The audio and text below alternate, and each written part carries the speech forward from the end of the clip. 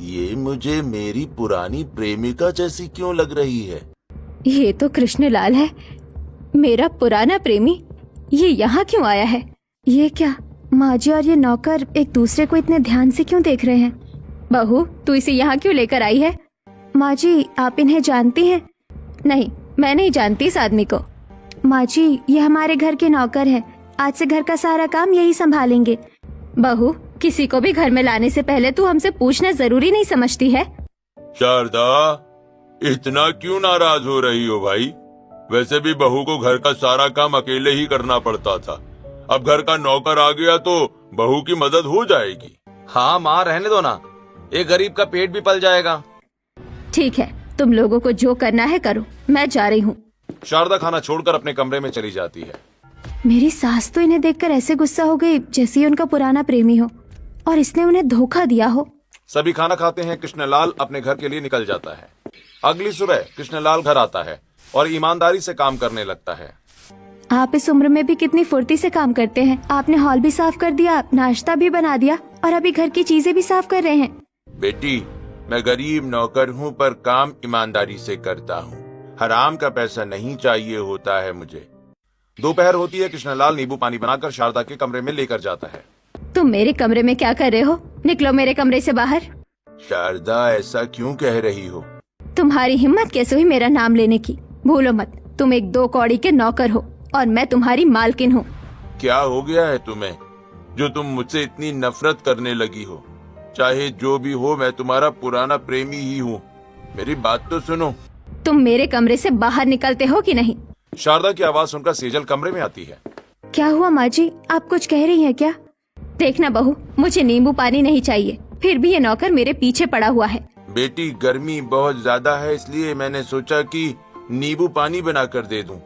और किसी को नहीं, मेरी सास को ही इसे नींबू पानी पिलाना है। अगर इन्हें नींबू पानी पीना होगा तो ये खुद मंगवा लेंगी। आप इनके कमरे से बाहर जाइए। कृष्णलाल शारदा के कमरे से बाहर निकल जाता है।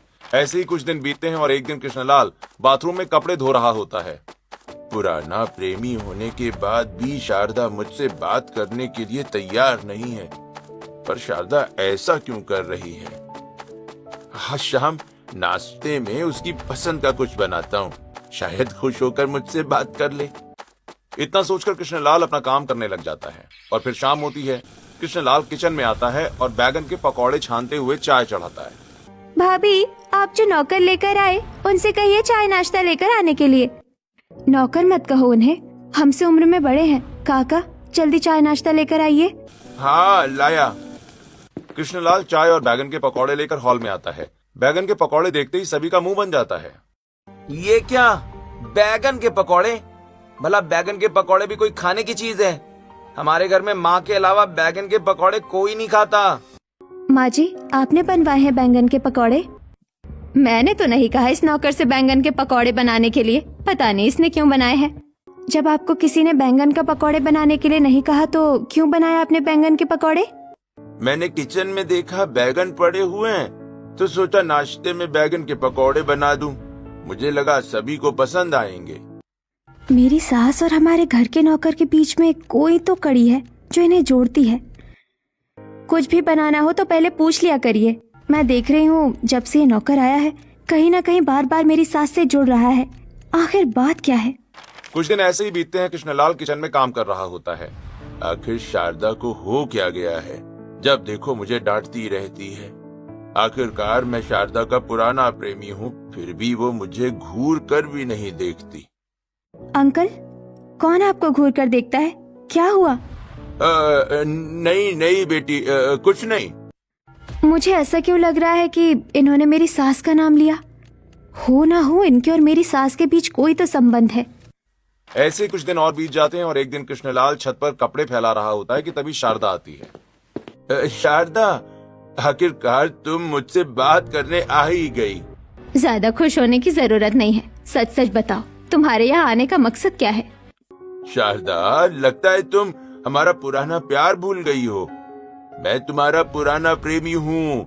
तुम मुझसे इस तरह क्यों बात कर रही हो? चुप हो जाओ। तुम मेरे पुराने प्रेमी नहीं हो, तुम बस एक धोखेबाज आदमी हो। इस घर में वही काम करना जो मेरी बहू कहेगी। मुझे खुश करने की कोशिश करने की कोई जरूरत नहीं है, समझे ना? कृष्णलाल और शारदा बातें कर रहे होते हैं कि तभी सेजल छत पर आ जाती है और कृष्णलाल और शारदा अचानक चुप हो जाते हैं। मेरे आते ही ये लोग ऐसे क्या बात कर रहे थे कि चुप हो गए? क्या हुआ मम्मी जी, आप दोनों अचानक चुप क्यों हो गए? बहू, घर के नौकर को समझा दे कि घर के काम सही से करे। मोटर का पानी खुला हुआ है, उसे बंद कर दे। इतना कहकर शारदा चली जाती है। ऐसे ही कुछ दिन और बीतते हैं। एक दिन शारदा घर पर अकेली होती है। पूरा परिवार बाहर गया होता है। तभी कृष्णलाल शारदा के कमरे में आता है। तुम्हारी हिम्मत कैसे हुई मेरे कमरे में आने की? मुझे घर में अकेला समझकर मेरा फायदा उठाने आए हो, है ना? शारदा, तुम ऐसा कैसे सोच सकती हो? मैं तुमसे बात करने आया हूँ। मुझे तुम जैसे धोखेबाज से कोई बात नहीं करनी है। तुम निकल जाओ यहाँ से। पहले तुम मुझे ये बताओ कि तुम मुझे बार बार धोखेबाज धोखेबाज क्यों कहती हो? मैंने तुम्हें क्या धोखा दिया है? क्या धोखा दिया है? याद करो वो दिन। जवान कृष्णलाल और शारदा एक पार्क में एक दूसरे का हाथ पकड़े बैठे होते हैं। कृष्ण, सच में तुम मुझसे बहुत प्यार करते हो ना? हाँ शारदा, मैं सिर्फ तुमसे प्यार करता हूँ और बहुत जल्द तुमसे शादी भी करूँगा। ठीक है, अब मैं चलती हूँ, वरना घर में माँ परेशान हो जाएंगी। इतना कहकर शारदा अपने घर के लिए निकल जाती है। कुछ दिन बीतते हैं। एक दिन शारदा अपनी सहेली कनिका के साथ बाजार में कुछ सामान खरीदने आई होती है। तभी उसकी नजर पानी पूरी के ठेले पर कृष्णलाल पर पड़ती है, जो एक लड़की के साथ पानी पूरी खा रहा होता है। धोखेबाज, मुझे मेले में पानी पूरी खिलाने में इसे डर लगता है, और यहाँ देखो लड़की के साथ पानी पूरी खा रहा है। अरे तू क्यों रो रही है? आजकल के सभी लड़के धोखेबाजी होते हैं। शारदा रोते हुए अपने घर की तरफ भाग जाती है। क्या हुआ बेटी, तो रो क्यों रही है? शारदा रोते रोते सारी सच्चाई कमलावती को बता देती है। शारदा के प्रेमी के बारे में जानकर कमलावती कुछ ही दिनों में शारदा की शादी रामलाल से करवा देती है। अरे शारदा, एक बार मुझसे मिली तो होती। वो लड़की कौन थी पूछा तो होता।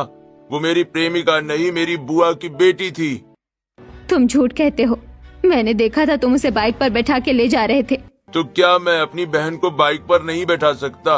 वो दूर गांव से आई थी, इसलिए मैं उसे अपनी बाइक पर बिठाकर पानी पूरी खिलाने लाया था। मेरा यकीन करो शारदा, मैं अपने मरे हुए माँ बाप की कसम खाकर कहता हूँ। क्या तुम सच कह रहे हो? तुमने मुझे धोखा नहीं दिया था। मुझे माफ कर दो, मैंने तुम्हें गलत समझा और क्या कुछ नहीं कहा। पर तुम नौकर कैसे बन गए? तुम तो पढ़ाई में अच्छे थे। छोड़ो ना शारदा, पुरानी बात है। बस तुम्हारी गलतफहमी दूर हो गई, यही मेरे लिए बहुत बड़ी बात है। ऐसे ही शारदा के मन से अपने पुराने प्रेमी के लिए जो भी गलतफहमी थी वो दूर हो जाती है। और कुछ दिनों के बाद एक दिन, काका, घर में सब्जियां नहीं है, बाजार से सब्जियां लेते आइए। ये लीजिए पैसे। ठीक है, मैं सब्जियां लेकर आता हूँ। रुको, मैं भी चलूंगी तुम्हारे साथ। मम्मी, तुम्हें घर के नौकर के साथ बाजार जाने की क्या जरूरत है? मुझे घर के नौकर पर बिल्कुल भरोसा नहीं होता है। मैं खुद जाऊंगी, सब्जियां खरीदूंगी। इसे सब्जियां लेनी नहीं आती होंगी। इतने दिनों में कभी मेरे साथ तो सब्जियां लेने नहीं गई है, और आज इनके साथ सब्जी लेने जाना है। शारदा कृष्णलाल के साथ सब्जियां लेने सब्जी मंडी पहुंचती है और दोनों सब्जियां लेकर पानी पूरी वाले ठेले के पास जाते हैं। तुम कहती थी ना कि मैं तुम्हें पानी पूरी खिलाने में डरता हूँ। आज नहीं डरूंगा किसी से। मैं खड़ा हूँ, तुम पानी पूरी खाओ। अरे वो देखो, शारदा अपने घर के नौकर के साथ ऐसा पानी पूरी खा रही है जैसे पुराना प्रेमी हो। पड़ोस ने कृष्णलाल और शारदा को एक साथ पानी पूरी खाते हुए देखती हैं और घर की तरफ लौट जाती हैं। और अगले दिन जब सेजल अपने घर के बाहर आती है, तभी पड़ोस ने सेजल के पास आती हैं। नमस्ते आंटी, बहुत दिनों बाद दिख रहे हैं आप। बहू, घर में नौकर रखा है तो नौकर पर नजर भी रखा कर। क्या हुआ आंटी, आप ऐसा क्यों कह रही हैं? बहू, अब हम क्या बताएं, ऐसा हम क्यों कह रहे हैं? तो खुद ही समझदार है। कहीं इनका इशारा मेरी सास और घर के नौकर की तरफ तो नहीं है? कल वही दोनों साथ में सब्जियां लेने गए थे। अब जब भी ये दोनों साथ में निकलेंगे तो मुझे इनका पीछा करके देखना पड़ेगा। ऐसे कुछ दिन और बीतते हैं। हमेशा की तरह सब्जियां लेने शारदा कृष्णलाल के साथ घर से निकलती है और सेजल उनका पीछा करने लगती है, जहां कृष्णलाल और शारदा जंगल की तरफ बढ़ने लगते हैं। ये क्या, सब्जियों का मार्केट तो पीछे ही छूट गया और मैं देख भी नहीं पाई कि ये लोग किस तरफ चले गए। पर मेरा शक मजबूत होने लगा है। जरूर ये नौकर मेरी सास का पुराना प्रेमी है। शारदा और कृष्णलाल जंगल में एक छोटी सी झोपड़ी के पास पहुंचते हैं। यहीं रहता हूँ मैं। यहाँ तो बिजली का कनेक्शन तक नहीं है। इतनी गर्मी में तुम कैसे रहते हो? देखो, तुमने मेरा घर देखने के लिए जिद किया तो मैंने तुम्हें अपना घर दिखा दिया। अब घर चलो, वरना बहुत देर हो जाएगी।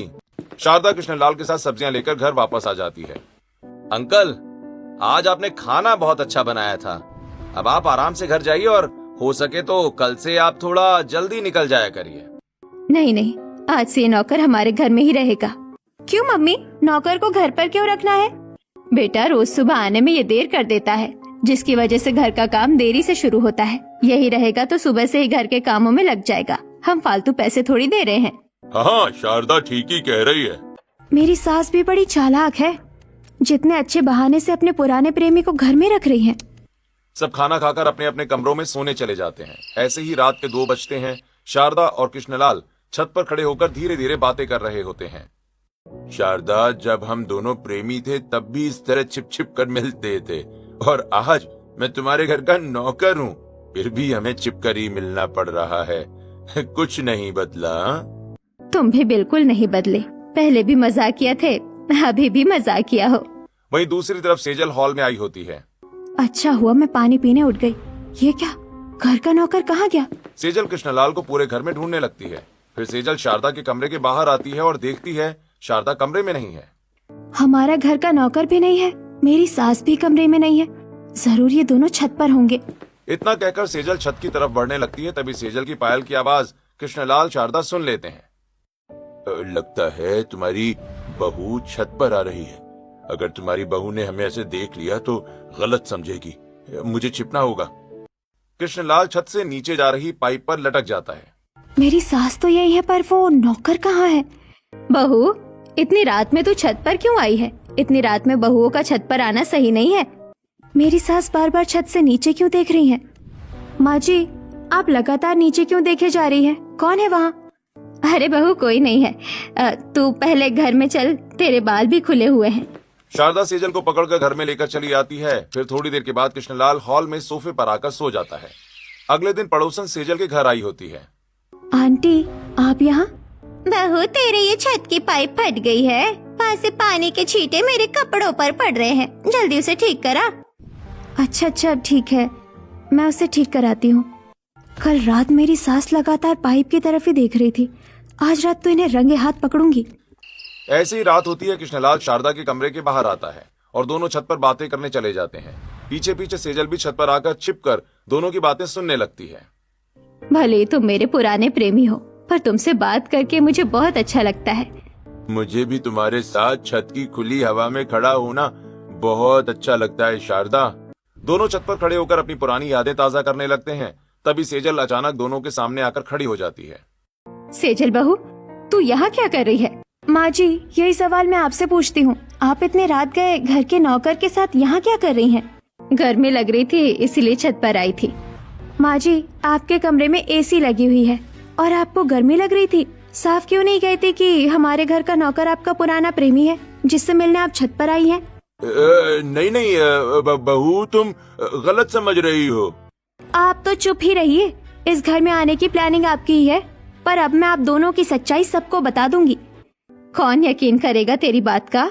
मुझसे पूछेंगे तो मैं तो सीधा कह दूंगी कि मैं तो बस हवा खाने छत पर आई थी और ये हमारे घर का नौकर भी ठंडी हवा में सोने छत पर आ गया था।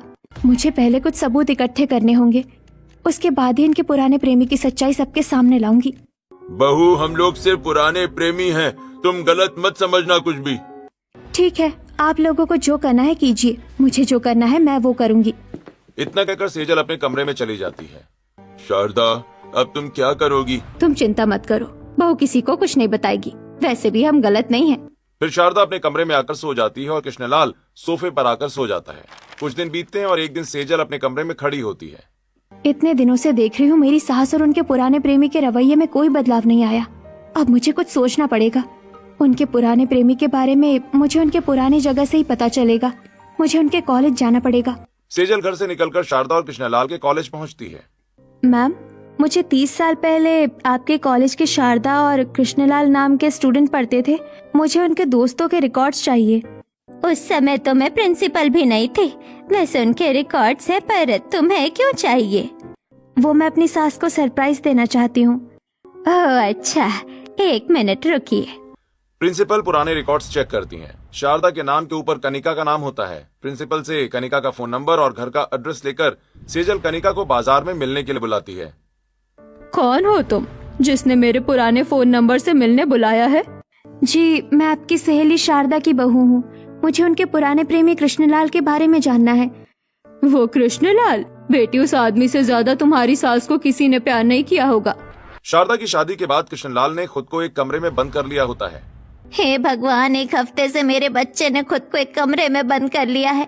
उसकी तबीयत भी खराब रहती है, न जाने क्या होगा। कृष्णलाल शारदा की शादी का सदमा बर्दाश्त नहीं कर पाता। वहीं दूसरी तरफ कृष्णलाल की हालत उसके माता पिता से बर्दाश्त नहीं होती और उनका निधन हो जाता है। ऐसे ही कृष्णलाल की जिंदगी बदल जाती है। मेरे मन में बस एक ही मलाल रह गया कि मैं भी उनकी गलतफहमी दूर नहीं कर पाई और शारदा की